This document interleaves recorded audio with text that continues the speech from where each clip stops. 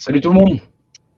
Bon, bah, bienvenue sur le direct. Alors, on est aujourd'hui pour l'émission 2 de la guerre des ondes et pour parler du coup d'ondes électromagnétiques. Et qui de mieux pour ça, pour en parler, que Anthony Brown-Mestroni.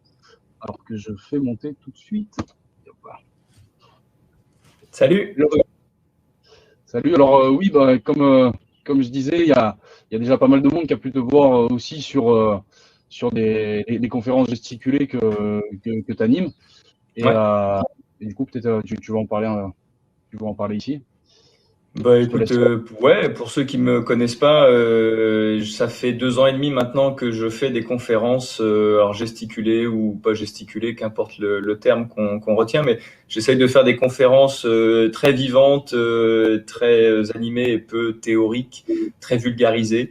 Et puis, je me dévoile beaucoup sur mon parcours d'électro-hypersensible qui s'était trouvé une zone quasi blanche pour vivre en paix, pour vivre serein et en bonne santé. Et puis, il y a une antenne relais qui est venue s'installer à proximité de mon nouveau chez moi.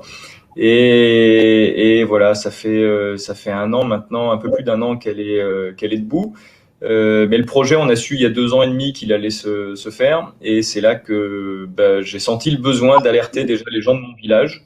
Donc j'ai pris la parole déjà localement et comme ça a plu, ça a intéressé les gens, bon an mal an, j'ai été invité à droite à gauche et puis de fil en aiguille, j'ai fait des conférences, des émissions, des interviews.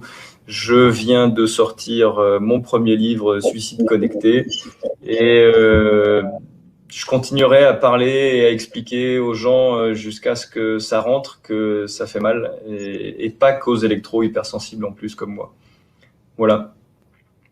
Alors bah du coup, ouais, carrément, bah, j'affiche du coup le lien que vous pouvez retrouver dans les commentaires et pour justement voir la rediffusion de cette conférence. Et justement, à l'heure du déploiement massif de la 5G, qui a, on va dire, bien commencé, voire on en parlait tout à l'heure en 2020-2021, quand beaucoup de personnes étaient confinées. Et du coup, en fait, on se rend compte qu'il y a pas mal d'effets de cette 5G sur la santé, sans parler de toute la partie de l'utilisation qui en est faite pour le contrôle social et pour tout ce qui est caméra reconnaissance faciale et tout le monde des objets connectés que ça dit permettre d'ouvrir. Mais du coup, justement, par rapport à la santé, c'est une chose dont on ne parle pas assez, l'électrohypersensibilité. Et justement, j'ai pu voir dans tes conférences que tu fais bien la distinction entre électrosensible et électrohypersensible. Ouais. Pourquoi? Alors pourquoi? Parce qu'en fait, souvent les gens considèrent qu'il y a quelques électrosensibles qui, soi-disant, auraient mal des téléphones portables et des ondes des antennes relais et tout. Et puis, ils considèrent que le reste des humains dont ils font partie n'ont aucun effet, aucun impact des champs électromagnétiques artificiels. Et donc, ça veut dire, bah écoute, c'est ton problème, mets-toi dans ta zone blanche, vis dans une grotte, et puis moi, je vais continuer à jouir de mon Wi-Fi, de mon smartphone et de tout ce qui va avec. Et ça, c'est pas vrai. En fait, il n'y a pas des électrosensibles et les autres. Il y a tous les humains et de manière générale, tous les êtres vivants sont électrosensibles parce que tout ce qui est vivant vit par des courants électriques à l'intérieur du corps humain. Le cœur bat parce qu'il y a un shoot électrique qui l'anime et on le réanime avec de l'électricité artificielle. Le cerveau, c'est des courants électriques qui rayonnent des ondes, des champs électromagnétiques. Tout système nerveux, à l'intérieur de chaque cellule, il y a de l'électricité. Si vous enlevez cette électricité du corps humain, on est mort. On n'est pas là pour en parler. Donc, on est tous des êtres électromagnétiques et tout phénomène électromagnétique, naturel ou artificiel, va interagir avec nous et va avoir des effets. Et moi, ce que j'arrête pas de dire, c'est qu'on n'a pas besoin de chercheurs qui fassent de la recherche sur les effets des champs électromagnétiques parce qu'il y a déjà des milliers d'études, il y a déjà des centaines et des centaines de pages à lire. Et en fait, on a besoin de lecteurs. Et c'est un peu le travail que j'ai fait. Alors, j'ai pas forcément lu tout ce qui a été écrit sur les champs électromagnétiques, mais j'ai lu déjà plusieurs milliers de pages. Et comme j'avais une formation d'ingénieur à la base, je me suis senti capable d'essayer de synthétiser ce truc-là. Et les électrosensibles, c'est tout le monde. Ça fait mal à tout le monde. Par contre, parmi les électrosensibles, il y a les électro-hypersensibles qui s'en rendent compte, qui perçoivent le truc. Alors clairement, pour en être un, c'est une souffrance au quotidien. Alors, le week-end dernier, il y avait la fête du village dans lequel je vis et j'aime pas cette posture victimaire de l'électro-hypersensible qui souffre et qui ne peut rien faire. Donc, j'ai fait l'effort d'aller m'investir bénévolement sur l'organisation de la fête. Autant dire qu'il y a plein de téléphones allumés partout. Rapidement, j'ai des vertiges, rapidement, j'ai des maux de tête. Je me sens vraiment pas bien et au bout de 2 heures et demie de bons et loyaux services, hop, je m'éclipse et faut que j'arrête parce que j'en peux plus. Donc c'est une souffrance. Au quotidien, c'est une vraie galère. Et moi, je m'en sors bien par rapport à d'autres et en plus, en ce moment, je triche avec des champs magnétiques pulsés pour me maintenir debout. Mais qu'importe. C'est une souffrance. N'empêche que moi, je m'en rends compte.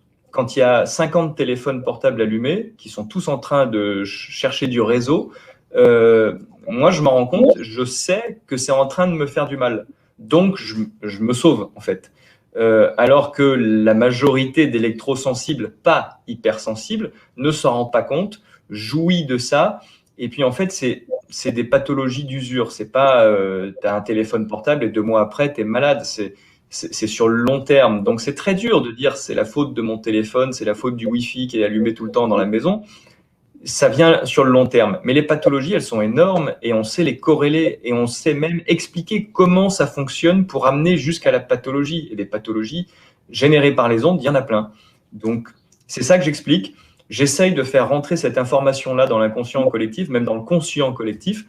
Les électros hypersensibles sont ceux qui se rendent compte d'une pollution électromagnétique, ça les impacte directement. Et puis, la masse, l'entièreté de l'espèce humaine est électrosensible et donc a des effets. Voilà.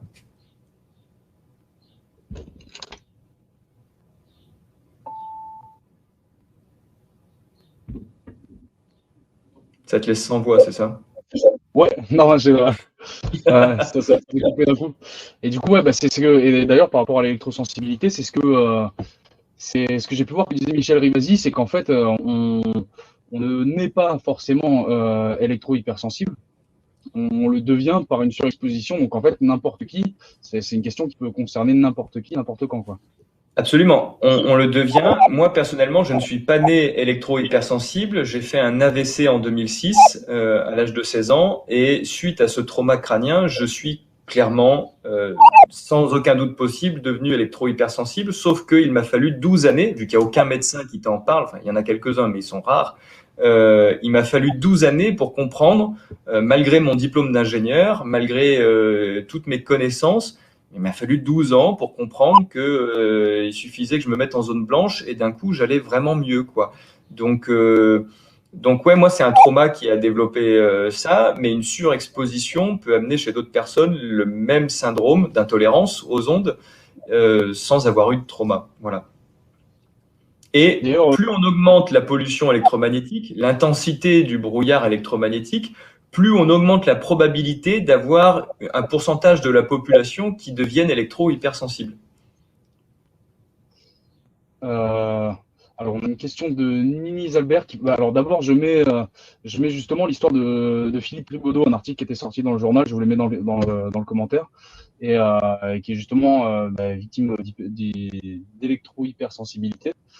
Et du coup, vous avez le témoignage dedans que j'ai trouvé vachement intéressant. Et du coup, alors, on a une question de Nini Albert qui s'affiche ici. Alors, le comportement et l'agressivité. Alors, on en parlait tout à l'heure. Oui, ça a un impact.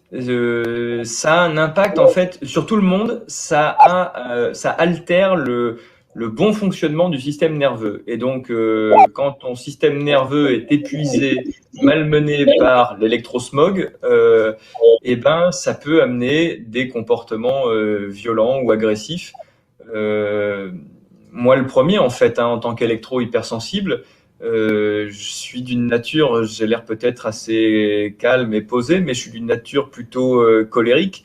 Et c'est vrai que, en tout cas, depuis mon AVC, quand j'arrive à l'épuisement nerveux et quand je suis exposé, j'y arrive très rapidement, très facilement. C'est pas le moment de venir me dégoupiller parce que je peux exploser, en fait. Je peux vraiment péter des jurons et gueuler très fort. voilà, de façon non contrôlée, parce que le système nerveux, il n'en peut plus. Maintenant, le système nerveux altéré, ça peut aussi être des problèmes de concentration, d'attention. Tu peux être complètement absent, quoi. Et voilà.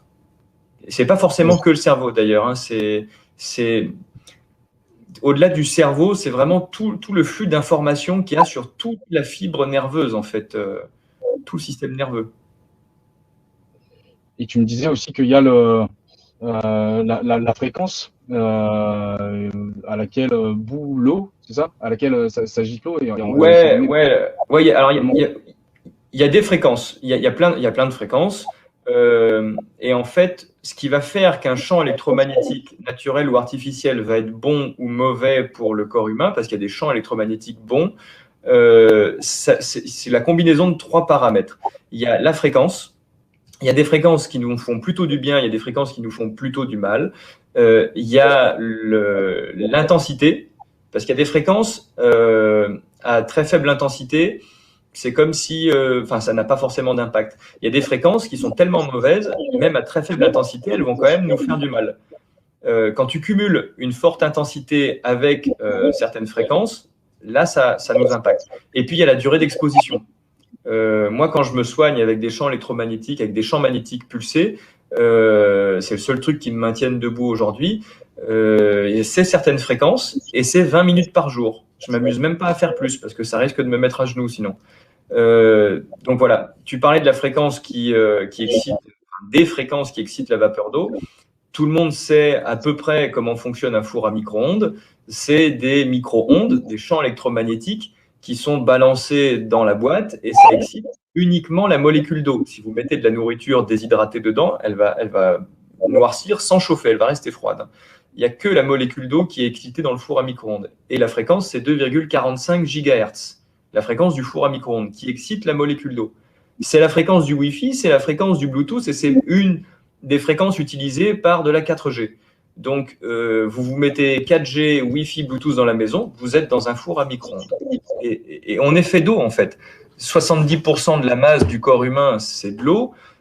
Et si on veut parler en nombre de molécules, ce serait même autour de 97% des molécules qui composent le corps humain qui sont des molécules d'eau. Donc, un corps humain fait d'eau qui se met dans ces fréquences-là, c'est grave. Voilà. Ouais. Et ben, on a justement eu une autre question par rapport aux effets que ça peut provoquer. De Marc Dupin, qu'on salue d'ailleurs aussi comme Mise Albert. Et alors, du coup, oui, ça peut produire des acouphènes. Ça peut produire des acouphènes 24 heures sur 24 si la pollution électromagnétique est là 24 heures sur 24, bien entendu. Et en fait, ce que ça génère au niveau de l'oreille, c'est un capteur qui chope des ondes mécaniques, c'est-à-dire une vibration des molécules d'air, des gaz qui sont dans l'atmosphère. C'est une fréquence, c'est des ondes mécaniques. Et l'oreille est un capteur qui prend les ondes mécaniques, qui les transforme en signal électrique pour passer par le nerf auditif pour aller jusqu'au cerveau avec un courant électrique. Mais en fait, les champs électromagnétiques peuvent court-circuiter le capteur mécanique et passer directement par l'information électrique sur le nerf auditif. Et c'est ça qui amène des acouphènes, notamment. Et les problèmes de sommeil sur l'horloge. Tant pour les acouphènes, parce que ceux qui ont des acouphènes tout le temps, ils dorment pas bien, et que aussi le système nerveux, forcément. Ouais.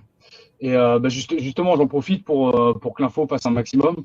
N'hésitez pas à partager. J'ai vu qu'il y avait pas mal de groupes, que ce soit sur Facebook ou YouTube, qui sont des groupes anti-Linky, anti-5G, et où justement on a besoin que ce débat il s'anime pour que les gens ils prennent cette question-là à corps et qu'on réussisse à faire avancer le débat, quoi. Donc voilà, il y a pas mal de gens qui demandent du coup aussi quelle est en fait la différence entre la 4G qu'on avait avant et la 5G. Et on trouve un peu de tout et n'importe quoi là-dessus. Alors, est-ce que tu pourrais nous éclairer là-dessus? Alors, des différences, il y en a plusieurs. On va essayer de parler très, très simplement. La 4G, elle montait jusqu'à 2,6 GHz en fréquence. Donc, 2,6 GHz, c'est 2,6 milliards de pulsations par seconde. La 4G d'aujourd'hui, la 4G des villes qui a été déployée entre 2020 et 2021, elle vibre autour de 3,6 GHz. Donc, 1 milliard de pulsations de plus par seconde. Ça, c'est une différence de base. Dire si la fréquence utilisée par la 5G est plus mauvaise ou moins mauvaise que celle utilisée par la 4G, ça, j'en suis incapable et je suis même pas sûr que là-dessus, on ait des études qui montrent quoi que ce soit. Parce que la 4G, souvent, on oublie que c'était dangereux déjà avant qu'on mette la 5G. On parle beaucoup de la 5G, mais la 4G, c'était déjà pas bon du tout. Donc, il y a la fréquence. Maintenant, il y a un paramètre qui est hyper important à prendre en considération, c'est la largeur du spectre utilisé pour communiquer, pour échanger les données. La 3G, la 4G utilisent plusieurs bandes de fréquences qui vont jusqu'à 2,6 GHz et dont les largeurs au maximum font 150 MHz. Alors, ça vous parle peut-être pas les mégahertz, on va dire ça fait 150 de large, une bande de fréquence 4G ou une bande de fréquence 3G. La bande de fréquence qu'on s'est créée pour la 5G actuelle, autour de 3,6, elle fait 310 de large, 310 MHz. Donc, elle est déjà, la bande de fréquence, plus que 2 fois plus large que les bandes de fréquence qui étaient déjà préexistantes et qui sont toujours activées. Ça fait quoi, ça? Ça fait qu'on consomme plus d'électricité, donc plus d'énergie. Après, on va nous dire que l'hiver, il faut mettre le col roulé, qu'on va avoir des problèmes de coupure de courant, mais il faut arrêter de tout consommer, en fait, avec des téléphones et les data centers qui sont nécessaires à l'usage du téléphone. Ça fait surtout que l'intensité rayonnée, elle est plus haute, elle est plus élevée. Et puis, donc, plus d'intensité du fait de la 5G. La 5G, comme sa fréquence, elle est plus élevée par rapport aux précédentes, les ondes sont moins traversantes, moins pénétrantes. C'est-à-dire que le moindre obstacle, elles ne le traversent pas. Ce qui fait que pour avoir du réseau 5G, il faut supprimer les obstacles. Et dans les villes, c'est pour ça qu'il y a des directives pour couper les arbres déjà, parce qu'il faut laisser passer les ondes. Et c'est aussi pour ça qu'on met plein de petites antennes un peu partout. Alors dans les villes, le mobilier urbain est en train de se munir de plein de petites antennes qui ont des puissances très faibles, mais qui sont très nombreuses et qui sont partout. Et puis, en zone rurale, c'est ce que moi j'ai vécu. J'ai acheté un terrain à un endroit où les antennes relais étaient à 4-5 km à la ronde. Et je me retrouve avec une antenne à 800 mètres de chez moi, parce qu'il faut en mettre partout des antennes. Il faut mailler le territoire pour qu'il y ait du réseau vraiment partout. Et parce que plus on monte en fréquence, plus il faut que les sources de rayonnement, les antennes relais, soient proches de l'utilisateur. Donc, là, si on prend les deux infos, la fréquence plus élevée qui fait que les ondes sont moins pénétrantes, ça fait qu'il faut plus d'antennes. Et la largeur de spectre qui est plus élevée pour la 5G, ça fait qu'il y a plus d'intensité. Alors, plus d'antennes, ça fait plus d'intensité. Et plus d'intensité à cause du spectre, ça fait plus d'intensité. Donc, ça fait qu'au global, les mesures sérieuses qui ont été faites sur les valeurs pics des rayonnements, tout confondu, sur les hautes fréquences, Wi-Fi, Bluetooth, 5G, 4G, 3G, 2G, tout confondu. Vous allez dans une ville. Avant la 5G, on avait un certain niveau d'exposition. Depuis la 5G, c'est 3 fois plus. Grosso modo, la 5G, pourquoi c'est pire? Parce que c'est 3 fois plus. Donc, c'est 3 fois pire. C'est assez simple. Maintenant, il y a un truc qui est important aussi avec la 5G. Enfin, il y a même encore 2 trucs qu'on peut dire sur la 5G qui sont factuels, qui ne sont pas des théories. La 5G est nettement plus pulsée que la 4G, la 3G, la 2G. Pulsée, ça veut dire quoi? Ça veut dire que plutôt que de balancer de l'information, balancer du champ électromagnétique pour que ça échange des données, l'antenne 5G, elle va balancer à quelqu'un, puis elle va s'arrêter et elle va balancer à un autre. Et puis à un autre. Et elle va revenir régulièrement sur chacun de vous, sur chaque utilisateur. En fait, ce qui se passe, c'est qu'aujourd'hui, au niveau des normes françaises, au niveau des normes globalement répandues sur Terre, on regarde une valeur moyenne. Donc, aujourd'hui, il y a des gens qui nous expliquent que la 5G n'est pas plus dangereuse que la 4G, voire même qu'elle est moins dangereuse que la 4G, parce qu'en valeur moyenne d'intensité reçue, c'est pareil, voire même un peu moins que la 4G, la 5G, parce qu'elle est beaucoup plus pulsée, parce qu'elle communique avec beaucoup plus de monde. En fait, elle vous envoie une grande baffe dans la tronche et elle fait une pause pour aller baffer les autres. Et elle revient vous mettre une grande baffe dans la tronche, alors que les autres, vous mettez plus régulièrement des moyennes baffes, grosso modo. C'est ça que ça veut dire. Ça veut dire que la norme française aujourd'hui, c'est ce que j'essaye de vulgariser, d'expliquer, la norme française te dit que te prendre une baffe par seconde, toutes les secondes, ça fait aussi mal que te prendre une baffe 8 fois plus violente, mais toutes les 8 secondes. Le truc, c'est que si tu te prends une baffe toutes les secondes qui te fait bouger de 10 degrés, tu vas t'y habituer et ça va. Tu te prends une baffe qui t'allonge au sol, bah, tu ne te relèves pas pour la deuxième 8 secondes plus tard. C'est là le problème de la pulsation. C'est vachement plus pulsé. Et puis le dernier point qu'on peut dire sur la 5G, c'est qu'elle cible ses utilisateurs. Alors c'est plutôt bien parce que du coup, en tant que non-utilisateur, je me dis, je vais être un peu tranquille. Sauf que du coup, il y a plein de faisceaux d'ondes qui visent les utilisateurs et qui sont des champs d'énergie assez dirigés en fait. Pas comme un cône, plutôt comme un rayon laser. Un peu conique quand même, mais comme un rayon laser. Donc l'énergie est beaucoup plus dirigée. Ce qui veut dire que si je me retrouve entre une antenne et un utilisateur, eh ben, j'en prends plein la poire. C'est ça. Donc, grosso modo, c'est les 4 infos qu'on peut dire sur la 5G par rapport à ce qu'il y avait avant. Ça ne veut pas dire que ce qu'il y avait avant, ça n'était pas dangereux et que ça ne l'est pas aujourd'hui. Ça l'était et ça l'est toujours. Mais la 5G ramène une nocivité encore plus augmentée par rapport à tout ce qu'il y avait avant. Voilà. Ok. Pour peu d'avantages, pour un traitement de données plus rapide. C'est comme ça qu'ils le vendent en tout cas. Ah, alors, Maintenant, officiellement, tu as 10 fois plus de débit. Hein. Ouais. Et dans les villes, c'est certainement vrai. Tu as certainement 10 fois plus de débit. Maintenant, ça sert à quoi d'avoir 10 fois plus de débit? On s'en sert pour quoi faire?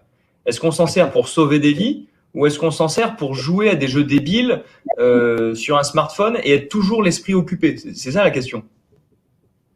Ouais. Du pain et des jeux. Là, on a une question.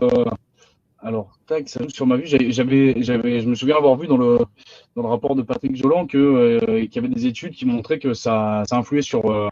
Ça avait des effets, notamment la cataracte. Et, alors, est-ce que tu peux nous en dire plus? Est-ce que justement, par rapport Alors, à la. sur la vue, moi, j'ai rien lu de détaillé sur la vue. Maintenant, ça a des impacts au niveau cellulaire et ça crée de toute façon, pour tout le monde, de la dégénérescence biologique. Donc, que tu dégénères, que tu uses des tissus de rétine, d'œil de manière générale, ou du foie, ou du cœur, ou de n'importe quoi, en fait, de toute façon, ça ralentit la sécrétion de la mélatonine, donc ça ralentit la régénération cellulaire. Et comme ça vient perturber le métabolisme qui est présent dans chaque cellule du corps humain, qui est le fonctionnement de production d'énergie vitale, ça perturbe le métabolisme, ça favorise la production de radicaux libres et ça favorise des lésions, des ruptures de brins d'ADN. Ça crée donc de la dégénérescence cellulaire. Donc on se dégénère plus, on s'abîme plus et on se répare moins parce qu'on sécrète moins de mélatonine la nuit. Donc, bon, ça peut toucher la vue chez certaines personnes, chez d'autres, ça va toucher autre chose, mais ça crée tout ça. Ouais. On a. Alors, la fameuse question. Elle revient Comment toujours, éviter. celle-là. Ouais. Alors, du coup, Comment justement, éviter? on parlait, ouais, voilà, parce que bah, du coup, il y a un article que je vous partage là, sur lequel je suis tombé et qui relate le fait que bah, les annonces de Macron qui comparaient justement ceux qui appelaient à demi-mesure en les traitant d'âbliches et du coup qui commente un petit peu tout ça. Je vous mets en commentaire. Et alors, comment éviter tout ça? Bah, en fait, déjà, la solution de base, c'est le boycott.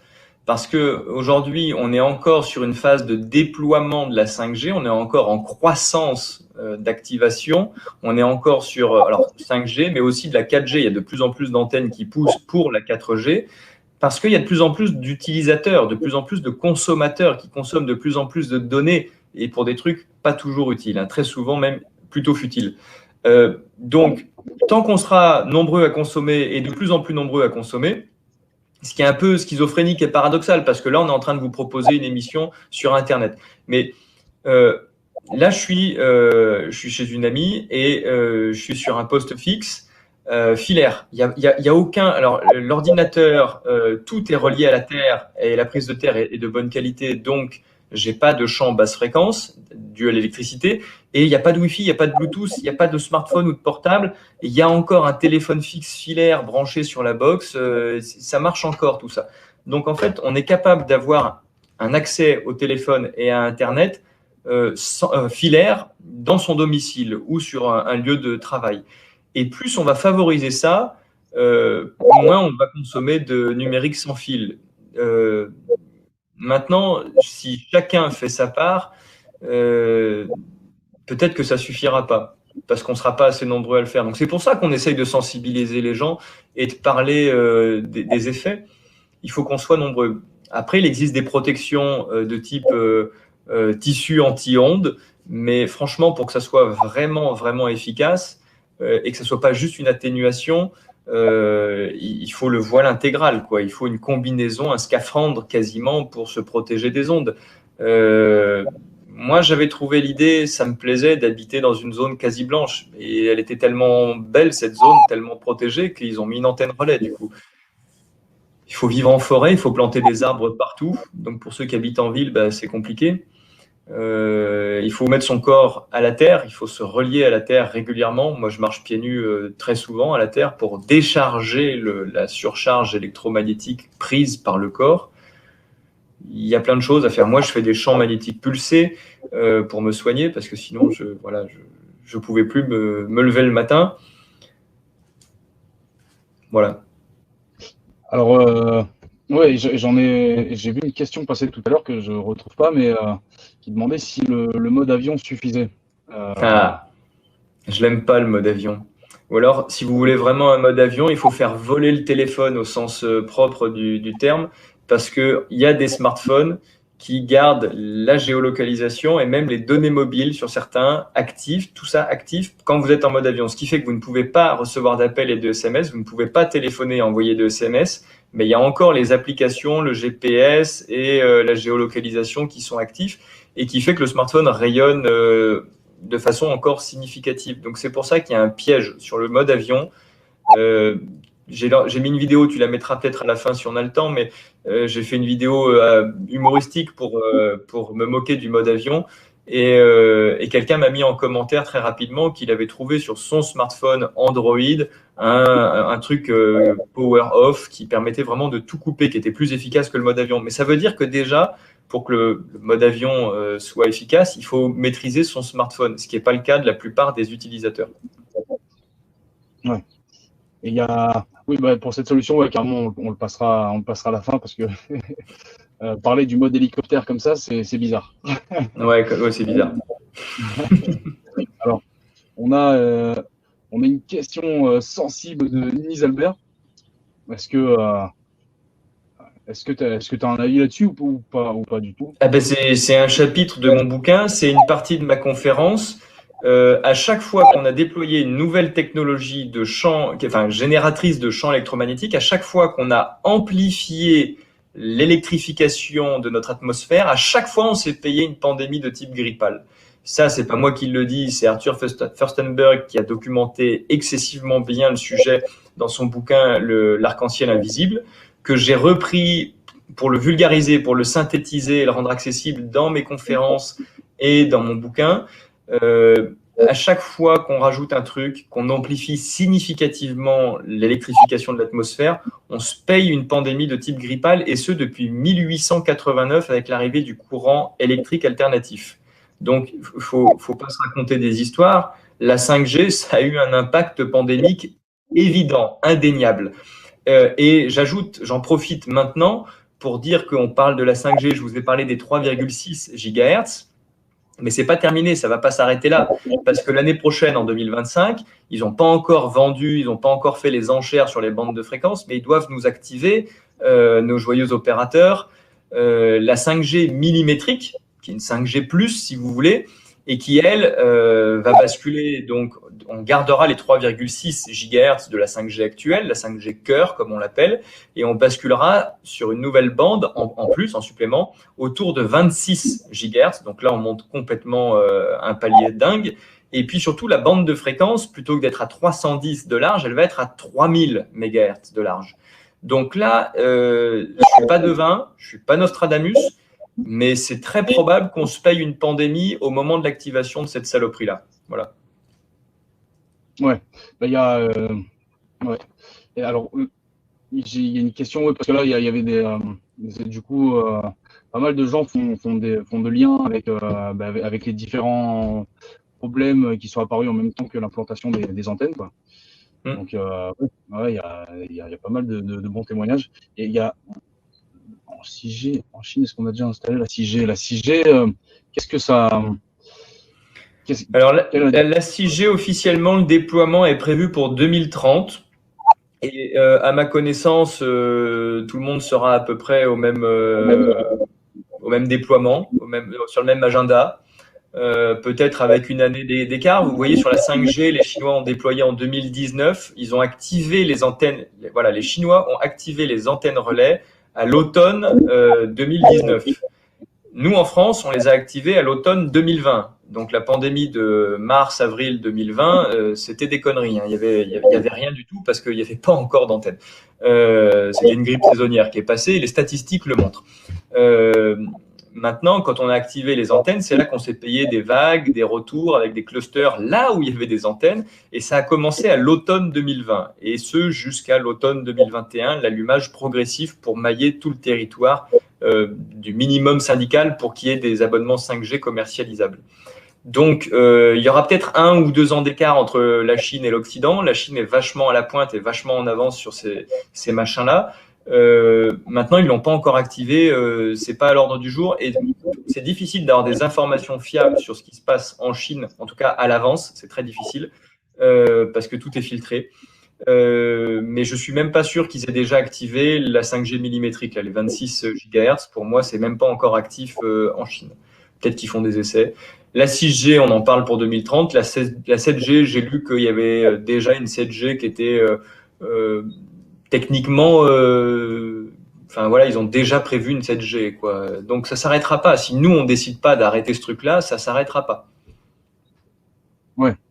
Et même par répercussion, j'ai vu quelqu'un qui laissait des commentaires tout à l'heure en disant que ça avait un impact sur les animaux et tout ça, mais même enfin, surtout sur le vivant en général, quoi.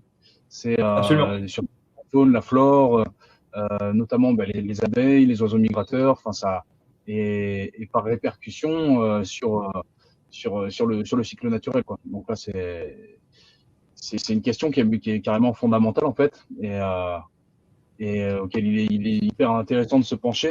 D'ailleurs, il y a, alors j'essaie de le retrouver, j'ai mis une petite liste d'articles que Mediapart a listé sur la 5G. Du coup, vous pouvez retrouver des liens pour avoir des informations. Et, euh, et alors, j'avais préparé. Tac, tac, tac. Oui, on en parlait tout à l'heure. Et je le mets aussi en bas. Parce que bon, du coup, on n'a pas parlé en début d'émission, mais bon, c'est là, du coup, on parle pas mal de la 5G en ce moment avec le collectif du Café des Libertés aussi, parce que du coup, on a été accusé de la dégradation d'une antenne 5G en 2021. Et du coup, c'est vraiment une question qui pour nous est centrale et sur laquelle on peut se permettre de parler maintenant parce que ça va être aussi un outil, mais bon, je ne sais pas si tu veux qu'on le développe ici, mais c'est un outil aussi qui va permettre l'entrée sur le marché des objets connectés. Et alors dans ces objets connectés, on trouve vraiment de tout et de n'importe quoi. On trouve des trucs qui sont clairement pas essentiels, hein. On trouve des tampons intelligents, des capotes intelligentes pour mesurer les performances. Donc en fait, tout ça, des données qui vont être stockées par le gouvernement et par, euh, par le gouvernement, par les autorités. Et donc voilà, on pourra savoir même comment vous vous comportez au lit. Ça, c'est magnifique. Et du coup, ouais, c'est un marché qui représente des milliards d'euros. Mais et justement, dans les lives précédents, j'avais fait le lien parce que on a ouvert plusieurs lieux où on hébergeait pas mal de gens qui étaient à la rue, tout ça, et qui a été expulsé là, le 1er mai.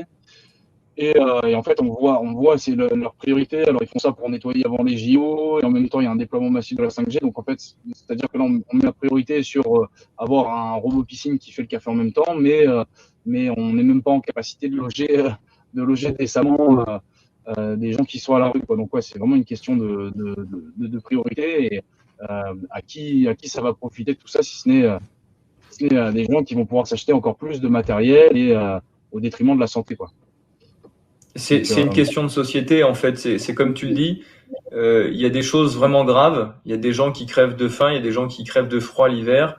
Il y a des gens qui sont dans des situations très très précaires. Euh, et c'est pas important. L'important, c'est d'avoir toujours plus de débit pour toujours plus de trucs inutiles. Et tu parles des objets connectés, la 5G, voilà, la 2G, la 3G, la 4G, c'était des technologies déployées pour télécommuniquer. D'abord les appels et les SMS, ensuite Internet, et puis un Internet plus plus.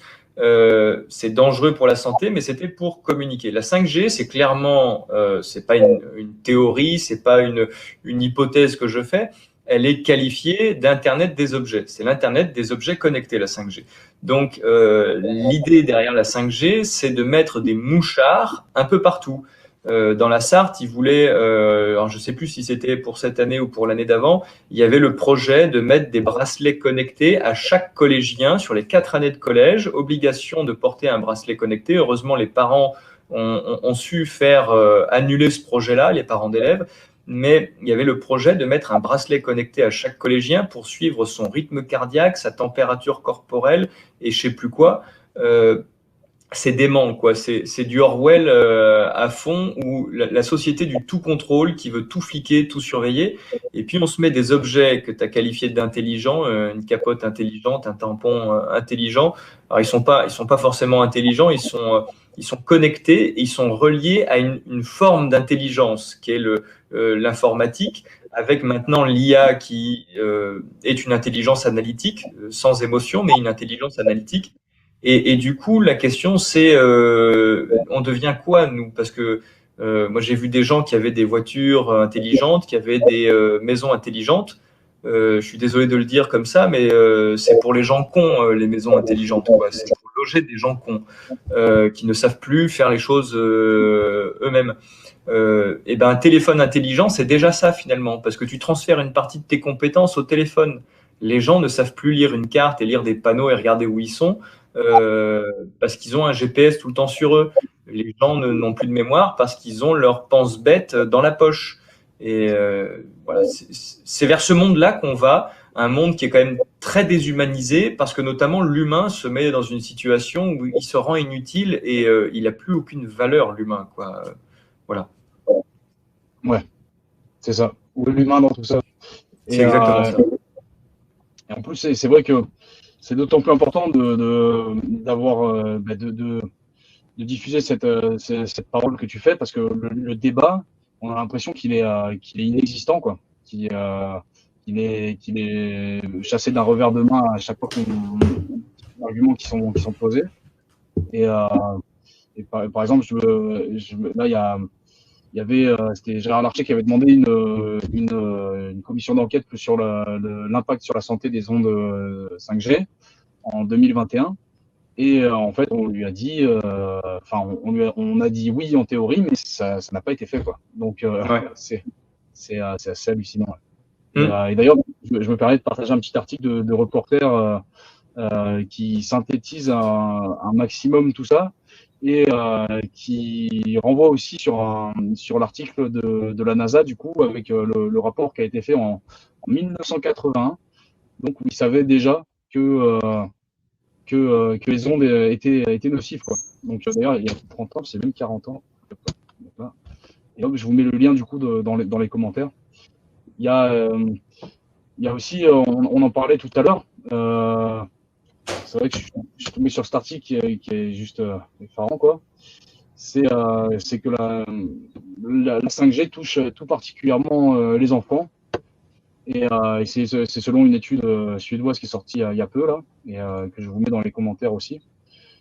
Et est-ce que tu saurais, enfin, j'ai pas lu cette étude, mais est-ce que tu saurais nous dire là-dessus? Alors, j'ai pas eu le temps de lire cette étude spécifiquement, même si je l'ai vu passer dans le nombre d'informations qui me sont transmises. Maintenant, ce que je peux affirmer, qui a déjà été vu avant la 5G, c'est qu'en fait, la boîte crânienne des enfants est plus molle, et c'est très très vrai avec les nourrissons où la boîte crânienne est vraiment très molle, et l'enfant jusqu'à l'adolescence va avoir l'os crânien qui se rigidifie progressivement, mais malgré tout qui est plus tendre que la boîte crânienne d'un adulte. Et du coup, les champs électromagnétiques pénètrent plus facilement, ou en tout cas, s'ils ne pénètrent pas, parce que souvent, c'est ce qui nous est rebalancé comme argument de la part des pros 5G, c'est que les ondes ne pénètrent pas le corps humain. Alors, elles pénètrent pas la peau. Par contre, dans l'air que je respire, dans le nez, dans la bouche, il n'y a rien qui les freine, hein. Mais on peut considérer que c'est des conduits assez fins. Par contre, ce qui se passe, que ça pénètre ou que ça pénètre pas, il y a une induction, c'est-à-dire qu'il y a des courants électriques à l'intérieur du corps humain qui vont être induits par le fait que mon corps baigne dans un champ électromagnétique. Et ce qu'on voit, ce qu'on a déjà observé il y a longtemps, c'est que l'induction sur le cerveau des enfants est plus importante du fait de la tendresse de la boîte crânienne qui fait que ça pénètre plus, ça induit plus fort. Et j'ai plus les chiffres en tête, mais le cerveau d'un enfant est perturbé par l'utilisation d'un téléphone portable, même pour juste passer un coup de fil à papy et mamie, comme ça, pas longtemps, 30 secondes, une minute, est perturbé beaucoup plus longtemps dans l'activité cérébrale que le cerveau d'un adulte. Donc, comme je vous ai dit que la 5G, c'est 3 fois pire que ce qu'on avait avant, parce que c'est 3 fois plus en intensité, c'est clair qu'on va commencer à voir de façon de plus en plus évidente, de plus en plus significative, des effets sur les enfants qui sont beaucoup plus fragiles, notamment de ce fait-là. Ouais. Et à savoir que l'antenne qui a été dégradée à Forcalquier, c'était justement, et elle est toujours, et elle émet toujours juste derrière le collège du village, quoi. Du coup, Ouais. en plein centre du village, ouais. Et Voilà. c'était une antenne 5G, hein. Ouais, il y a les deux boîtiers, en fait, si tu veux. Il y a, t'as les, du coup, on a encore repoussé les serges. T'avais le petit boîtier qui est le boîtier 5G, et t'as Ouais. le grand boîtier qui est le boîtier 4G, quoi. Et là, Ouais, 4G, 3G, 2G, ouais. Ouais. Alors, ce qui est intéressant, c'est que dans un rapport de l'ANSES qui est sorti, parce que tu parlais d'une enquête parlementaire, mais l'ANSES, l'Agence nationale de sécurité sanitaire, a quand même dû faire un rapport sur la nocivité probable de la 5G. Ce qui est toujours génial avec l'ANSES, l'OMS, toutes ces institutions qui font partie des États ou des supra-États, c'est que dans le rapport, ils te disent toujours des choses vraies, ils te montrent toujours que c'est dangereux. Mais dans la conclusion, c'est marqué, dans l'état actuel des connaissances, on n'a pas assez d'informations pour attester d'une dangerosité, ce qui signifie que ça n'est pas dangereux, ce qui va être interprété comme on n'a pas montré que c'était dangereux, donc ça n'est pas dangereux. C'est pas vrai du tout. Et dans le rapport de l'ANSES, il est quand même écrit quelque part, alors je l'ai pas appris par cœur, donc ce sera pas du mot à mot, mais il est écrit que, grosso modo, on ne savait pas, par rapport à la bande de fréquence qui a été déployée sur 2020-2021, les 3,6 GHz, on ne sait pas dire s'il va y avoir des effets spécifiques, des nouveaux effets. Ce qui veut donc dire, tel que c'est écrit dans le rapport de l'ANSES, que toute personne exposée à une antenne 5G en 3,6 GHz, la 5G des villes, la bande cœur de la 5G, tout le monde est cobaye. Cobaye sans avoir signé une décharge, ce qui n'est pas conforme au code de Nuremberg. il n'y a pas de consentement. Il n'y a pas de consentement à être cobaye. Et donc, on serait cobaye sans consentement. Ce n'est pas conforme au code de Nuremberg. La France a signé le code de Nuremberg en 46 ou 47. Donc, on est censé demander pour une expérience sur des humains le consentement aux cobayes. Ce n'est pas le cas avec la 5G. Ouais, tous cobayes. Et ouais, bon, on en parlait aussi. Bon, je vois qu'il y a pas mal de commentaires là, concernant la vaccination 5G, enfin la vaccination Covid, et qui justement parle de ce consentement-là qui a été violé, quoi. Et du moins soumis au chantage. Et ouais, il y a pas mal de commentaires aussi sur le transhumanisme, tout ça. Je vois, c'est peut-être un peu délicat d'en parler sans passer pour complotiste ou quoi, mais il y a des gens qui font le lien là aussi entre dans les commentaires entre les chemtrails du coup et les épandages de métaux lourds, le graphène. Qu'est-ce que t'en penses, toi? Quel est ton point de vue là-dessus? Alors, le graphène, c'est un sujet hyper vaste que je suis en train de creuser pour pouvoir en parler sérieusement. J'aimerais pouvoir en parler très sérieusement. C'est pas encore le cas parce que j'ai pas encore fait le tour du sujet. Maintenant, on sait dire qu'il y en a eu dans les vaccins. On sait dire qu'il y en a eu dans les masques. J'ai pas la certitude, mais je l'ai lu qu'il y en avait sur les écouvillons, là, les tiges des tests PCR et antigéniques ou je sais pas quoi. Donc on vit dans un monde qu'on a graphénisé. J'ai des personnes que je sais de bonne foi qui m'ont certifié en avoir vu dans des sprays nasaux pour se déboucher le nez à l'eau de mer quand on est enrhumé. D'autres en ont vu dans du sérum physiologique pour se nettoyer les yeux, par exemple, ou une plaie. Donc, on est en train de foutre du graphène partout. Est-ce qu'il y en a dans les épandages? Moi, les études que j'ai lues sur les épandages dans le ciel, à l'époque, on parlait d'aluminium, de barium, de strontium. Est-ce que maintenant, on a rajouté du graphène? Ça, j'en sais rien. Je peux pas l'affirmer. Par contre, le graphène, ce que je sais, c'est que c'est un matériau extrêmement magnétique qui se recombine, c'est une structure plane, hein, c'est un plan en 2 dimensions, c'est comme une feuille monoatomique de carbone, et ça prend des formes particulières en fonction des champs électromagnétiques dans lesquels ça baigne. Et le graphène est extrêmement utile, en tout cas c'est un matériau hyper attractif pour faire des transistors. Les transistors, c'est la base, c'est l'élément de base pour fabriquer un processeur et une mémoire en électronique, donc pour faire un ordinateur, grosso modo, pour faire la tête pensante, le processeur et la mémoire, le stockage de données. Donc, tu parlais de transhumanisme, tu évoquais ça. Aujourd'hui, moi, sur la base de ce que Guillaume et Sébastien, qui ont créé le site NextDose, qui ont fait 3 films, NextDose 1, 2 et 3, où ils montrent leurs observations au microscope des injections et in vivo, in vitro, des injections dans du sang humain. Aujourd'hui, eux, ils ont fait des mesures où ils montrent que des personnes injectées rayonnent un champ électromagnétique plutôt basse fréquence que ne rayonnent pas les non injectés. Et donc, j'ai échangé avec eux et j'ai commencé des mesures. Effectivement, je confirme que les gens injectés, pas tous, il y en a certains qui ont fait des cures notamment à base d'argile parce qu'ils se sont fait vacciner contre leur volonté pour garder leur boulot, et ensuite ils ont fait un travail de nettoyage. Ces gens-là ne rayonnent pas de champ, donc au moins sur cette partie-là, ça a l'air efficace, les cures à base d'argile et d'autres pratiques certainement. Mais ceux qui n'ont rien fait, ils rayonnent des champs électromagnétiques. Ça veut dire qu'il y a de la nanotechno ou de la microtechnologie, il y a des choses qui utilisent l'énergie vitale, l'énergie du corps humain, pour rayonner quelque chose. Donc ça veut dire qu'il y a une connexion à un moment donné qui va se faire. Elle est déjà faite ou elle va être faite, ça j'en sais rien. Et c'est pour ça que je dis qu'il faut creuser ce sujet-là, qu'il faut qu'on soit nombreux à l'étudier en profondeur et à en parler.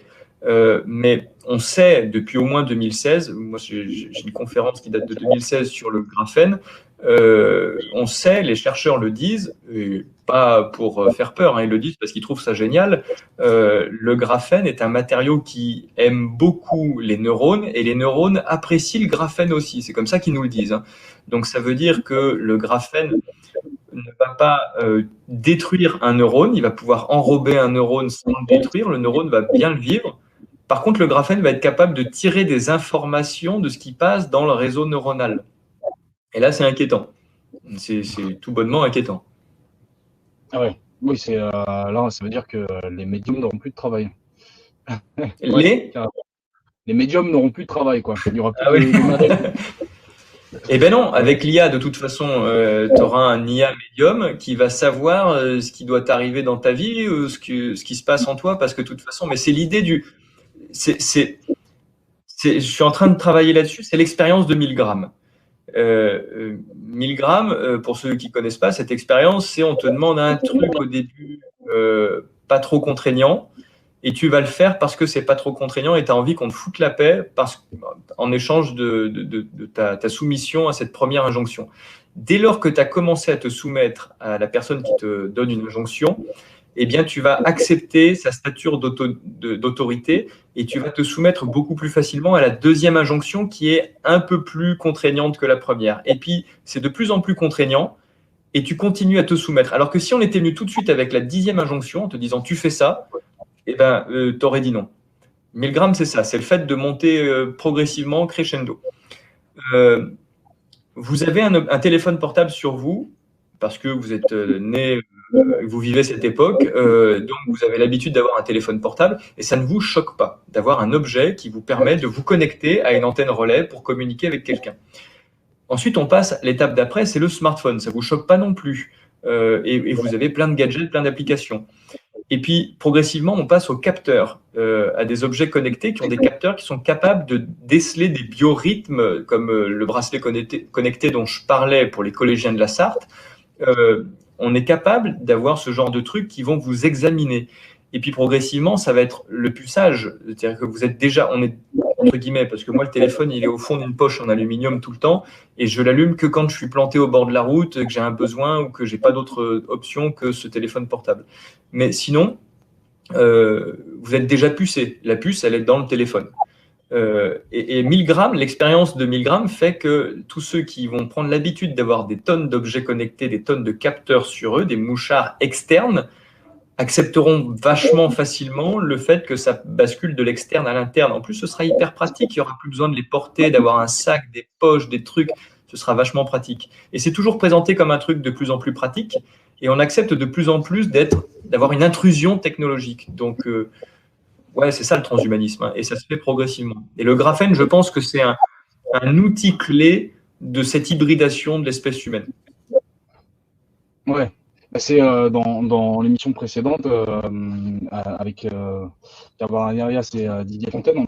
Didier Fontaine disait carrément que c'était en fait carrément il transposait ça au projet ARP en disant voilà, en fait pour la géo-ingénierie, en fait de pouvoir mettre des métaux dans les nuages et en fait en fonction avec les ondes électromagnétiques, de pouvoir diriger comme ça pour contrôler la météo, quoi. Et, ouais, tu parles d'intrusion, c'est clairement, c'est clairement une intrusion parce qu'en plus il n'y a pas de consentement. Les personnes qui sont sensibles à ça sont complètement mises de côté parce qu'on a des opérateurs qui nous vendent une couverture totale comme une avancée technologique, alors que tout à l'heure je parlais de Michel Rivasi, elle identifie carrément ça à une discrimination sociale. Et en fait, c'est toute une partie de la population qui est quand même assez importante. Je crois que c'est 5%, il me semble. C'est les chiffres de l'ANSES. Qui sont les chiffres de l'ANSES, ouais. Mais et en plus, pour le moment, parce que s'ils augmentent les fréquences, on imagine bien que ça va augmenter. Donc ouais, les zones blanches sont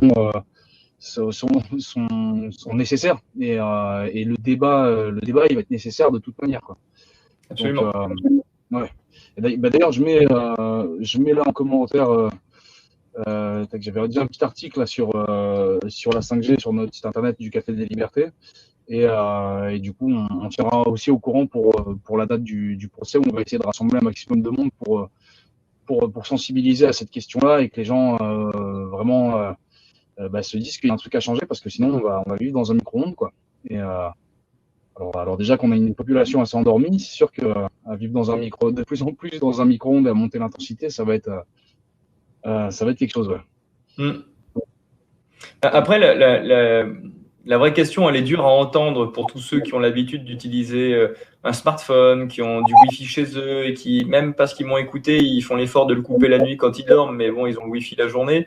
La question, elle est peut-être dure à entendre, mais vu le rythme effréné auquel on amplifie l'intensité de rayonnement électromagnétique artificiel, ce qu'on voit sur les insectes, ce qu'on voit sur les oiseaux, ce qu'on voit sur les batraciens, ce qu'on voit de plus en plus sur les animaux d'élevage, ça laisse quand même penser à une tendance d'extinction de masse, quoi. On est peut-être en train de se suicider collectivement. C'est le titre de mon bouquin, Un suicide connecté. C'est parce que c'est réellement ce que je pense.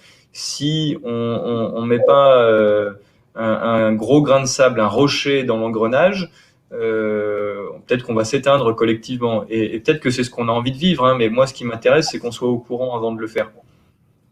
Ouais, pour le faire avec le consentement. Ouais. Au Nuremberg, ouais. Ouais, ça paraît primordial, quoi. Et du coup, est-ce qu'éventuellement, où est-ce que les gens peuvent. Tu parlais des Landes, que du coup, là, tu allais animer une conférence dans les Landes. où est-ce que les gens peuvent retrouver ça, retrouver des informations et pour être tenu au courant du travail que tu effectues, quoi. Alors, je pense que si vous allez sur les éditions Marco Pieter, moi, je suis pas trop réseaux sociaux, je suis pas hyper méga connecté et je vous prie de m'en excuser, mais j'ai du mal. Je passe déjà beaucoup trop de temps sur un ordinateur, même filaire, mais ça me bouffe énormément de temps. Et donc, sur les réseaux sociaux de mon éditeur Marco Pieter, moi, je lui passe les infos de tout ce que je fais et lui, il relaie, il publie. Euh, Après, j'ai une chaîne YouTube que j'utilise très peu parce que j'ai été shadowban très rapidement et que j'ai quasiment plus de j'ai très peu de fonctionnalités à ma disposition sur ma chaîne YouTube. Ils m'ont pas censuré, mais je peux pas faire grand-chose et je suis invisibilisé au possible. Donc je m'en sers un peu, mais pas beaucoup. J'ai un canal Crowdbunker sur lequel je communique un peu quand j'arrive à prendre le temps. Voilà, c'est ce que j'essaye de faire du mieux que je peux. Maintenant, je me répète énormément. Enfin, si les gens veulent, si dans les Landes, alors samedi qui vient, là, le 8 juin, je serai à 14 heures à Saint-Laurent-de-Chamousset dans les Monts du Lyonnais.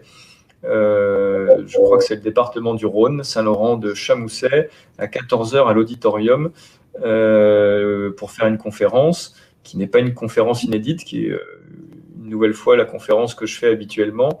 Et je referai cette conférence aussi le 16 juin, le dimanche 16 juin à Castelnau-Tursan dans les Landes, sur un événement, une journée complète sur le thème des champs électromagnétiques, de leur impact et de l'électro-hypersensibilité. Et le 29 juin, je redonnerai conférence à Cajarc dans la vallée du Lot, le samedi après-midi, le 29 juin. Donc voilà, c'est la seule programmation que j'ai pour l'instant et c'est communiqué par mon éditeur. Ok, magnifique. Ou carrément, bah, magnifique. Et cette conférence, du coup, j'ai mis le lien aussi. On peut la retrouver du coup sur Crowdbunker ou sur YouTube. Il y a une Ouais. question aussi qui me vient. Pour avoir ton point de vue, tu sais, il y a pas mal de trucs qui se vendent, des espèces de petits patchs à mettre derrière le téléphone, des trucs qui prétendent pouvoir du moins atténuer la nocivité des ondes. Alors c'est une arnaque ou réalité? Ah, ça c'est la bonne question, ça. Il y a des patchs à base de shungite. Le shungite, c'est un minéral noir qui vient d'un lac au nord je crois que c'est au nord de la Russie, enfin c'est en Russie en tout cas. C'est un matériau qui fait pas partie de la classification périodique des éléments. C'est un truc qui doit venir d'une météorite qui s'est éclatée sur la Russie il y a très très longtemps. C'est un matériau un peu spécial. Moi, j'en ai toujours une sur moi parce que je sens une atténuation du fait de la présence de ce minéral. Donc, les patchs à base de shungite, ça me semble être une idée intéressante. Maintenant, acheter un patch à base de shungite ou carrément que de la shungite sur un autocollant ou s'acheter une shungite pour l'avoir comme moi sur soi dans la poche et continuer à utiliser du smartphone, du Wi-Fi à fond, vous oubliez, ça marchera pas, hein, ça suffira pas du tout. Hein. C'est vraiment une atténuation, c'est un pansement sur un genou qui vient de croiser une tronçonneuse en mouvement, quoi. Hein. Voilà. Moi, ça m'aide à traverser certains endroits. C'est pas suffisant. C'est clairement pas suffisant. Il existe des tonnes de produits qui sont proposés. Il existe aussi énormément de falsifications des données pseudo-scientifiques sur l'efficacité de certains produits. Donc, je ne vais pas citer de produits, j'ai même pas de certitude sur l'arnaque ou la non-arnaque de certains produits. J'imagine qu'il y a des fabricants de très bonne foi et je pense que c'est bien qu'il y ait des gens qui cherchent à produire des éléments, des outils pour se protéger. Maintenant, souvent, l'outil de protection qui est vendu justifie le fait de continuer à utiliser la pollution. Et moi, c'est un truc que ça me... bon, en tant qu'électro-hypersensible, ça me touche forcément, mais c'est aberrant, quoi. Je veux dire, je vais pas sucer des bonbons à l'iode pour aller faire de la natation dans une piscine de déchets nucléaires en sortie de centrale. C'est crétin. Je sais que c'est dangereux, j'y vais pas, c'est tout. Enfin, ça me semble évident. on va pas vaporiser de la chaux de guide sur les forêts, quoi. C'est ouais, Ouais, carrément. non, ouais. C'est oui, du coup, le problème à la source, c'est l'émission de ces ondes et le déploiement massif, quoi. Qui, Ouais, un truc que j'ai dit dans une conférence à quelqu'un enfin, on me posait la question, elle revient souvent cette question. Donc c'est un truc que je redis maintenant sans cesse. Si vous avez un enfant qui tombe dans la cocaïne, vous lui mettrez pas une fleur de vie sur son paquet de coke et de la shungite à côté pour transmuter sa coke et qu'elle lui fasse moins mal. Vous lui ferez faire un sevrage. ouais, c'est une belle métaphore, vraiment. Et ouais, bah, on a Marine aussi qui dit qu'elle dort mieux avec la Shungite, ouais. Hmm. Parce que parce qu'il y a il y a une relation entre les pierres et l'électromagnétisme. Enfin, Ouais, peut-être pas le coup, mais ouais. ouais, il y a des pierres qui arrivent à comme capter en fait les rayonnements, comme si elles se sacrifiaient pour l'environnement autour d'elles, quoi. Elles captent. Alors après, il y en a certaines comme la shungite qui sont qualifiées d'inaltérables et qui renverraient à la Terre sans être au contact de la Terre. D'autres qui ont besoin d'être nettoyées régulièrement, d'être lavées à l'eau pour que l'eau décharge la pierre par le flux d'eau. Et pas juste la tremper dans de l'eau, faire couler de l'eau sur la pierre. Ça se fait aussi sur la shungite. Certaines pierres ont parfois même besoin d'être enterrées pendant un temps pour se régénérer leur capacité d'absorption. Mais il y a des pierres voilà, qui ont cette capacité-là d'absorption des champs électromagnétiques, de certains champs électromagnétiques en tout cas. Ok. Ouais, j'ai j'ai entendu une théorie et j'ai fait des recherches là-dessus sur lesquelles j'ai rien trouvé. Donc, mais je te pose la question au cas où, si tu as des infos là-dessus. Il y a, on m'a dit que les antennes 5G, il y a du moins un certain point qui aurait été choisi par leur aspect tellurique, c'est-à-dire par déjà l'émission électromagnétique de la Terre et qui ont été placés en relation aux ondes électromagnétiques que dégage la Terre. Est-ce que tu as... Alors j'en sais rien. Je vais même pas faire des hypothèses. J'en sais rien. Mais ça me semble pas complètement farfelu. Pourquoi pas? Euh, Après, pourquoi? Si tu veux, il y a des antennes relais. J'ai eu plusieurs témoignages d'antennes relais qui ont été implantées sur des failles géotelluriques, donc des zones où il y avait des rayonnements naturels de la Terre, hein, telluriques, euh, pas forcément des fréquences, en tout cas pas des choses pulsées, pas comme de la technologie qu'on connaît, mais où il y a quelque chose, il y a une énergie en tout cas du lieu. Et j'ai des témoignages d'antennes relais qui ont été implantées sur des failles et ça s'est très très très mal passé. Donc, est-ce que les promoteurs de la technologie et du progrès technologique qui déploient les antennes se sont mis à la géobiologie pour éviter que ça soit une catastrophe dès l'allumage de l'antenne relais, ça me semble pas déconnant. Ouais. Bah, d'ailleurs, J'en sais rien. ouais. Donc, on met un probable. Ça marche. Ouais, Mais d'ailleurs, mais tu vois, je le tournerais dans le sens que peut-être ils cherchent l'endroit sur un terrain donné, ils cherchent l'endroit où ça va être le moins impactant possible. Et ce qui est complètement paradoxal en fait, parce que c'est dans leur intérêt qu'il y ait des consommateurs, même si on sait que ces consommateurs vont tomber malades au bout de 20 ans, parce qu'ils habitent à proximité d'une antenne relais, mais il ne faut pas qu'ils tombent au bout de 20 jours, qu'ils tombent malades au bout de 20 jours, sinon ça va faire tâche, quoi. Et pareil quand c'est les animaux d'élevage. Donc, ils savent que c'est dangereux, mais ils s'en foutent et ils déploient. Par contre, il ne faut pas que ça se voit tout de suite. Moi, un truc qu'on m'a dit et que j'ai mesuré sur l'antenne qui s'est installée pas très loin de chez moi, c'est que on nous dit que c'est pas dangereux, mais du coup, on n'appuie pas juste sur le bouton allumage de l'antenne et on passe de 0%, pas de rayonnement, à 100% de l'intensité théorique. L'antenne à côté de chez moi, elle a mis quasiment un an avant d'atteindre ce que je vais qualifier de maximum d'intensité et j'ai pas refait de mesure depuis un moment parce que ça me fait chier en fait de surveiller cette antenne à force. Mais j'ai fait des mesures quasiment toutes les 3 semaines pendant 6 mois et ça s'allume tout doucement une antenne.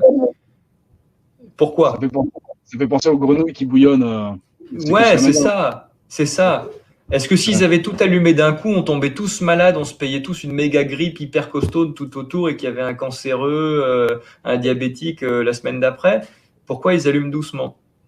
Donc c'est pour ça, tu vois, je pense qu'il y a pour le mec qui gère le dossier de l'antenne et qui l'installe, pour lui c'est un protocole, il sait pas pourquoi on l'allume doucement, on lui a expliqué que c'était comme ça et pas autrement.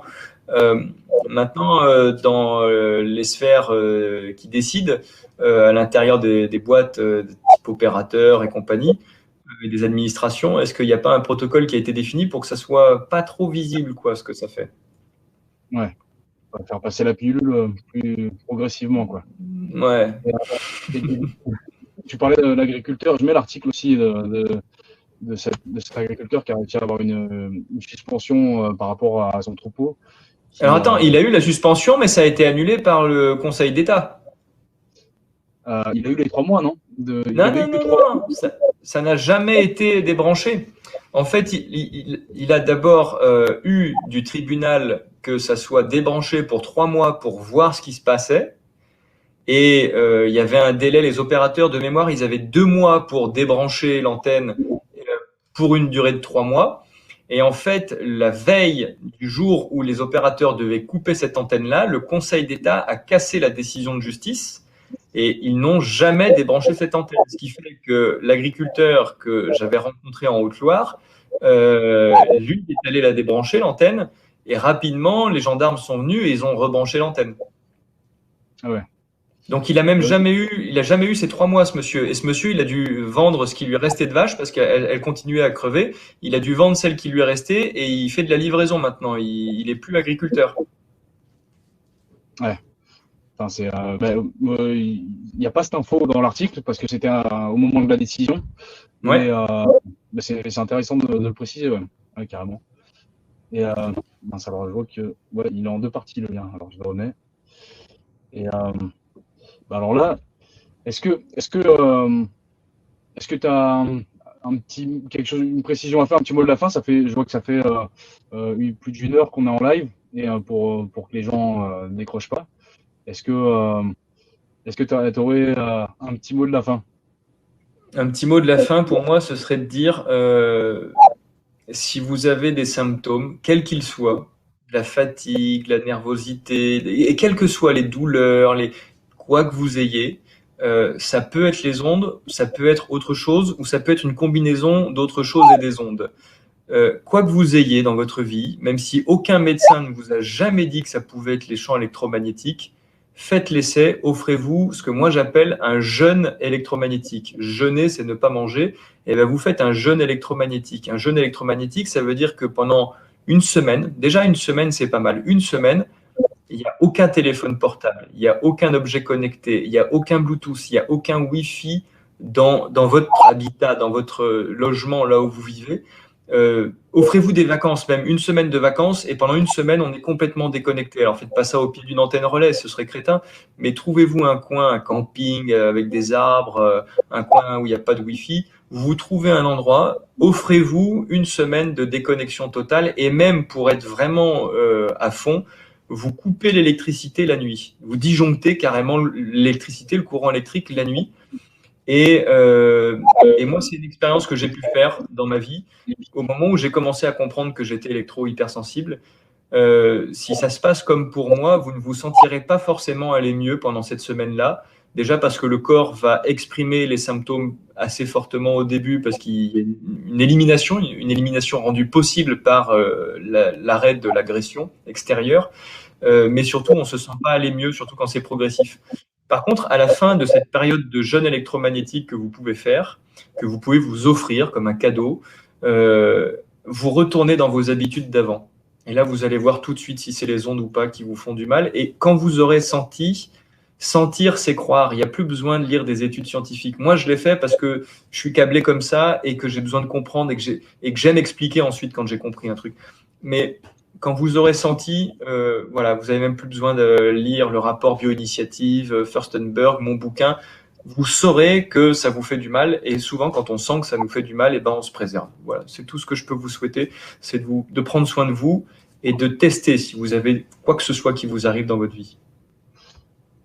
Carrément. Et je suis mince, désolé, du coup, ça vient après le mot de la fin, mais je vois qu'il y a une question qui est, enfin, pas une question, mais Rosalito Les Ondes sur YouTube qui nous dit qui nous parle de la cage de Faraday. Et c'est vrai je crois, il me semble qu'on n'en a pas parlé, ou des vêtements étanches. Ouais. Il y a des groupes, ouais, d'ailleurs, carrément, il y a des groupes qui sont dédiés à ça, ouais. Et j'ai vu qu'ils faisaient des tests avec l'électrosmog, tout ça, avec des protections au-dessus du lit, tout ça aussi, et qui il montre l'efficacité en direct avec l'électrosmog, quoi. Ouais. Donc, Alors comme j'ai eu le plaisir je l'ai dit tout à l'heure et j'ai déjà rencontré Rosalito sur une de mes conférences en Bretagne. Elle était équipée, elle avait besoin d'un équipement complet. Si vous voulez que ce soit vraiment efficace, les vêtements anti-ondes, tout ça, c'est la cage de Faraday, comme l'écrit Rosalito. Donc c'est le voile intégral, quoi. Vraiment, c'est le scaphandre. Et, euh, et je sais, bon, déjà les vêtements tout faits, c'est cher, donc allez voir ce que propose Rosalito pour se les fabriquer vous-même. Euh, mais euh, mais en fait, ce serait chouette. Moi, je le fais pas parce que c'est pareil. J'ai une femme et des enfants et qu'ils n'ont pas envie de vivre ça au quotidien. Moi, j'ai un t-shirt qu'on voit pas forcément bien qui dit je souffre quand tu as du réseau. Mais en fait, si 5% de la population faisait ses courses habillée en scaphandre anti-ondes, on les verrait, les 5% d'électro-hypersensibles, et les gens auraient une gêne, une culpabilité quand ils dégaineraient leur téléphone. Au bout d'un moment, ils sentiraient que faut pas le faire, quoi. ouais, il y a de l'idée pour passer le message, en tout cas. Ça peut, Ouais. ouais, c'est pour que ça puisse avoir de l'impact. Et alors, ouais, c'est vrai que ça fait une heure douze, mais justement pour passer le message. Alors, bon, c'est vrai que par rapport au titre, du coup, il y a des petits filous qui se mettent à dégrader les antennes 5G. Et il y a Reporter qui a mis une carte avec la liste des différents sabotages qu'il y a eu. Et que du coup, je vous mets en commentaire ici pour voir un petit peu que c'est pas juste quelques actes isolés, mais vraiment l'expression d'une frustration due à un manque de débat qu'on est content d'avoir ici et qu'on sera content d'avoir au tribunal quand on aura la date, là, parce que pour l'instant, on est encore interdit de département et interdiction de contact avec le collectif depuis l'explosion de cette antenne. Et, euh, et du coup, voilà. Et je vous mets aussi un petit article qui m'avait paru important concernant alors, il parle de fédération des entreprises de télécommunications qui ont fait pression sur les tribunaux et sur la justice du pays pour obtenir des peines beaucoup plus dures, quoi. Déjà qu'on a des peines assez dures parce que, alors, si c'est pour un incendie, ce qui est le cas là, il est en deux parties. Bon, je vous le remets. Si c'est pour un incendie, alors c'est considéré comme un crime, et donc c'est un plafond de 10 ans de prison et 150 000 euros. Vous avez de toute façon tout dans l'article. Mais c'est aussi pour ça qu'on a besoin que ce débat soit animé et, euh, et, euh, et on va essayer justement d'avoir une fenêtre pour avoir un débat le jour de ce procès et faire qu'ils comprennent que c'est pas criminel. Ce qui est criminel, c'est de s'attaquer et de discriminer toute une partie de la population et de violer le consentement des gens, quoi. Donc voilà, ce sera l'occasion, et puis on communiquera la date de ce procès sur notre site internet ou sur nos différents canaux pour essayer de faire qu'il y ait un maximum de monde qui vienne et d'avoir un débat de qualité.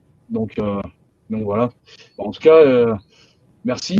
Merci pour ce lourd travail que tu fais et toutes les recherches. C'est du boulot et on trouve à boire et à manger dans les recherches un petit peu, mais c'est vrai que comme tu disais, il y a pas tant besoin de recherche, mais beaucoup plus de lecteurs, de gens qui soient sensibilisés à tout ça, parce que la vérité, elle est là, elle est sous les yeux, et on est tous plus ou moins impactés, que ce soit électro-hypersensible ou électrosensibles. Donc voilà. Bon, ben, et on va laisser les gens sur la vidéo du coup où tu parles de solutions. Donc, je vais passer avec légèreté. Avec légèreté. Ouais, pour finir en douceur. Voilà, bon. Merci à tous. Merci à toi. Merci. Et puis on se tient au jus. Salut, bonne soirée. Bonsoir Carpionac, vous êtes chaud ? Ouais, je sais ce que vous attendez de moi. Ça fait 2 ans que je fais des conférences pour vous dire que les ondes, c'est dangereux. Et vous venez à chaque fois me voir pour me demander, d'accord, mais on fait quoi pour se protéger ? Alors, si j'ai décidé de refaire des conférences maintenant sur un peu partout en France et sur Internet, c'est parce que j'ai une solution à vous proposer, une solution efficace. Je vais avoir besoin, je vois qu'il n'y a que 3 personnes au premier rang, je vais avoir besoin d'un complice, quelqu'un qui me prête son smartphone. Je vais vous montrer vraiment comment vous protéger d'un smartphone de façon efficace. Bah voilà, super. Je te le rends juste après, t'inquiète pas, c'est pas dangereux. Et vous allez voir, en plus, ça coûte pas cher, c'est vraiment un truc tout con. Prenez une feuille d'aluminium comme ça, vous mettez le téléphone dedans, vous rabattez un peu dessus, vous fermez la boîte autour avec le papier d'alu. Bon, avec un peu d'imagination, je vais vous en demander aujourd'hui. Vous avez le mode hélicoptère, très efficace. Aucune onde ne sort de cette feuille d'alu, aucune onde ne pénètre dedans. Vous pouvez essayer de l'appeler, ça répondra pas. Donc voilà, plutôt que le mode avion qui ne fonctionne pas toujours parce que certains smartphones rayonnent encore du fait de la géolocalisation et même parfois des données mobiles quand vous êtes en mode avion, avec le mode hélicoptère, vous êtes serein, il n'y a aucun impact. Et puis si tu veux qu'il soit vraiment permanent ton mode hélicoptère, eh ben, tu le fais voler.